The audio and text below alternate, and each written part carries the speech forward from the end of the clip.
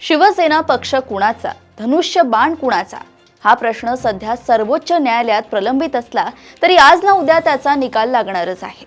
भलेही तोपर्यंत महाराष्ट्रातील सगळ्या निवडणुका आटोपलेल्या असतील, परंतु पुढच्या वाटचालीसाठी हा निकाल किमान शिंदे गटासाठी चिंता निर्माण करू शकतो। शिंदे गटाचे नशीब अगदीच जोरावर असेल तर त्यांची शिवसेना पक्ष म्हणून मान्यता कायम राहील, धनुष्यबाण देखील त्यांच्याकडे राहील, परंतु त्या प्रकरणातील बारीक सारीक तपशील, खास करून परिशिष्ट 10 मध्ये असलेल्या तरतुदी पाहता शिंदेंना आपला गड राखणे कठीण मानलं जातंय। कदाचित सर्वोच्च न्यायालय शिंदेच्या पक्षाची शिवसेना ही मान्यता रद्द करू शकते। त्यांच्याकडे असलेले धनुष्यबाण हे चिन्ह भलेही ठाकरेंना मिळणार नाही, परंतु तो गोठवले जाण्याची शक्यता अधिक आहे। त्या परिस्थितीत शिंदेंना आपल्या पक्षासाठी नवे नाव आणि चिन्ह निवडावे लागेल।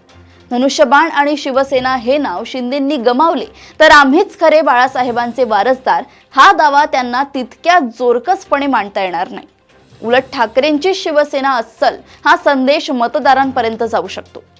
भाजपात विलीन होणे हा एक पर्याय शिंदेंकडे आहे, परंतु तसे केल्यास त्यांना आपला आप, प्रतिष्ठा आणि दबदबा कायम राखता येणार नाही।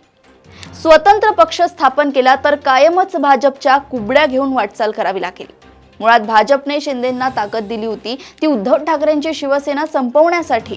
तो हेतू साध्य होत नसेल तर भाजप शिंदेंना फारसे महत्त्व देणार नाही। एकूणच शिवसेना आणि धनुष्यबाण गमावण्याची वेळ आली तर शिंदेंसमोर मोठेच आव्हान उभे राहणार आहे। त्याच वेळी दुसरीकडे ठाकरेंची ताकद वाढू शकते। मूळ शिवसेना म्हणून ठाकरे बंधूंचा पक्ष नव्याने उभारी घेऊ शकतो। अशाच घडामोडी अपडेट सोबत पुन्हा भेटूया देशोन्नती संपादकीयमध्ये। बघत रहा देशोन्नती। नमस्कार।